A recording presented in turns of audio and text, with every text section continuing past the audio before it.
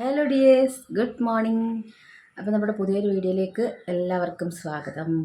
അപ്പോൾ രാവിലെ കുളിയൊക്കെ കഴിഞ്ഞിട്ടുണ്ട് കേട്ടോ. അപ്പോൾ നമ്മുടെ പൊങ്കാലയുടെ വ്രതം ഇന്നോട്ട് തുടങ്ങുവാണ്. അപ്പോൾ അതുകൊണ്ട് രാവിലെ കുളിയൊക്കെ കഴിഞ്ഞ് വിളക്കൊക്കെ കത്തിച്ചു. ഇനി നമുക്ക് ബാക്കി പരിപാടിയിലിട്ടൊക്കെ പോവാം.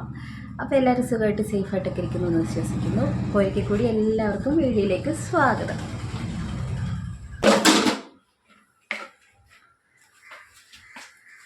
അപ്പോൾ ഇന്ന് രാവിലെ ദോശയാണ് ഉണ്ടാക്കുന്നത്. ദോശയ്ക്ക് കറി ഉരുളക്കിഴങ്ങ് കറിയാണ്. ഉരുളക്കിഴങ്ങ് നമ്മുടെ മസാല ദോശയുടെ കറിയായിട്ട് അത് വെക്കും. പിന്നെ വേണമെങ്കിൽ ഒരു ചമ്മന്തിയും കൂടെ അയക്കും. അത് ഞാൻ ഉരുളക്കിഴങ്ങും ക്യാരറ്റും സവാളയും ഒരു നുള്ളി ഇഞ്ചിയും കൂടെ ഇടും അതിൻ്റെ കൂടത്തിൽ. അപ്പോൾ ഇതെല്ലാം ഒന്ന് അരിഞ്ഞെടുക്കട്ടെ. ഉരുളക്കിഴങ്ങിന് ഇങ്ങനെ ചിരണ്ടിയാണ് എടുക്കേണ്ടതെന്നല്ലേ പറയാറ്. പക്ഷേ എളുപ്പത്തിൽ ഞാനിങ്ങനെ തൊലി ചെത്തിയാണ് കളയുന്നത്. ഇന്ന് മുതലാണ് പൊങ്കാലയുടെ വ്രതം കേട്ടോ. ചിലർ ഉത്സവം തുടങ്ങുന്നതിൻ്റെ അന്ന് മുതൽ പൊങ്കാലയ്ക്ക് വേണ്ടിയിട്ടുള്ള വ്രതം തുടങ്ങാറുണ്ട്.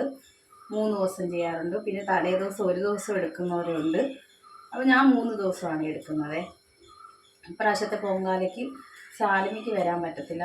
ഞാനും ചിഞ്ചും അമ്മയൊക്കെ ആയിരിക്കും പോകുന്നത്.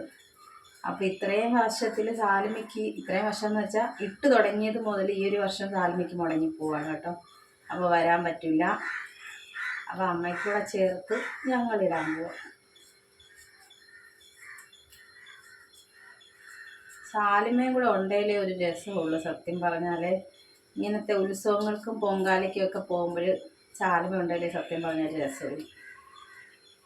എന്തെങ്കിലുമൊക്കെ വാങ്ങിക്കാനും എടുക്കാനും കറങ്ങി നടക്കാനും. ആ സമയത്ത് പിന്നെ സാൽമയുടെ കാലിനൊന്നും ഒരു കുഴപ്പമില്ല നടക്കാൻ.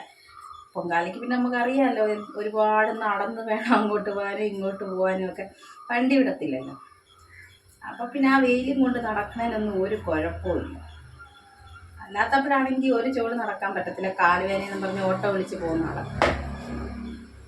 മസാലക്കറി വെക്കാൻ എളുപ്പമാണ്. ദോശയ്ക്ക് നമുക്ക് മസാല ദോശയുടെ ഒക്കെ കഴിക്കുന്ന ടേസ്റ്റും കിട്ടും. കറി വെക്കാൻ എളുപ്പമാണ്. ഒന്നും ചെയ്യണ്ട. എല്ലാം കൂടെ കുക്കറിനകത്തോട്ടിട്ട് വെച്ചാൽ 2-3 വിസിലടിക്കുമ്പോഴത്തേക്കിന് കറി റെഡിയാവും. എല്ലാം അരിഞ്ഞെടുത്തിട്ടുണ്ട്. ഉരുളക്കിഴങ്ങ്, ക്യാരറ്റ്, ഇഞ്ചി, പച്ചമുളക് ഇത്ര അരിഞ്ഞെടുത്ത്. ഇനി ഇത് എളുപ്പം കുക്കറിൽ വെക്കാം.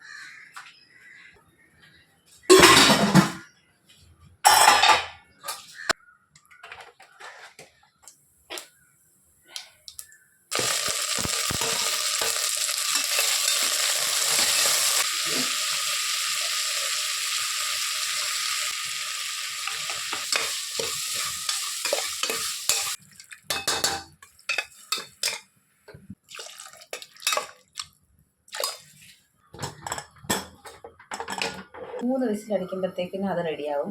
അതിനെ നമ്മളൊന്നും ചെയ്യണ്ട. പിന്നെ ഒരു ചമ്മന്തിയും കൂടെ അരയ്ക്കാൻ തേങ്ങ തിരുമ്മാണ്. പിന്നെ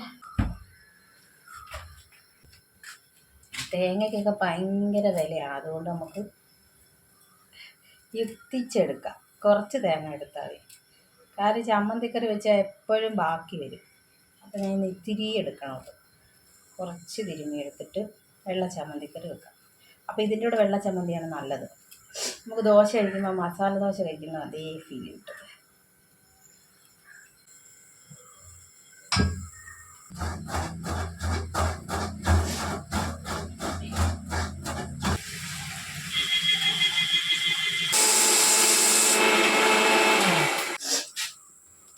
വെള്ള ചമ്മന്തി അരച്ചു. ഇനി ഇതിനകത്ത് കടുകുടി എടുത്ത് ചേർക്കാം. മസാലക്കറി റെഡിയായി.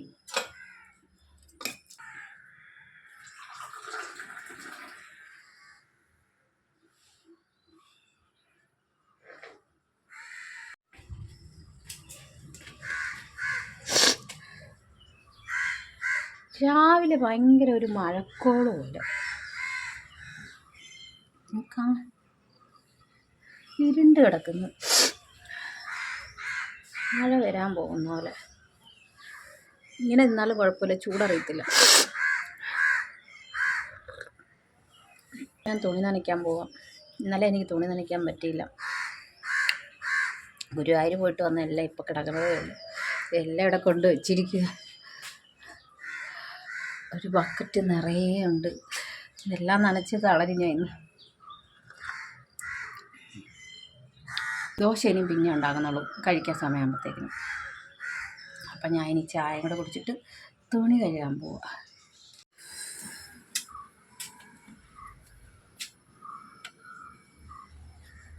തുണിയെല്ലാം കഴുകി. എൻ്റെ അമ്മ ഭയങ്കര മഴക്കോളുവേ. ഇന്നെന്തായാലും തുണി ഉണങ്ങുമെന്ന് തോന്നുന്നില്ല, അല്ലെങ്കിൽ വെയിൽ വരണം. ഭയങ്കര മഴക്കോള് രാവിലെ മുതൽ. അപ്പോൾ തുണി കഴുകിയിട്ട് ഇനി ദോശ ഉണ്ടാക്കണം. തളർന്ന് ഒരുപാട് തുണി. എൻ്റെ അമ്മ ഇത്രയും തുണി ആദ്യമായിട്ടാണ് തോന്നി ഞാൻ ഒരുമിച്ച് നനയ്ക്കുന്ന കേട്ടോ. ടാറ്റാ.